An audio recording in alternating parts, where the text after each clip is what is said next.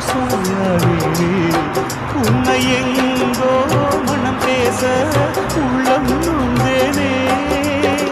நாம் ஒன்று சேரும் திருநாளும் உருவாகும் ஜென்மங்கள் ஏழே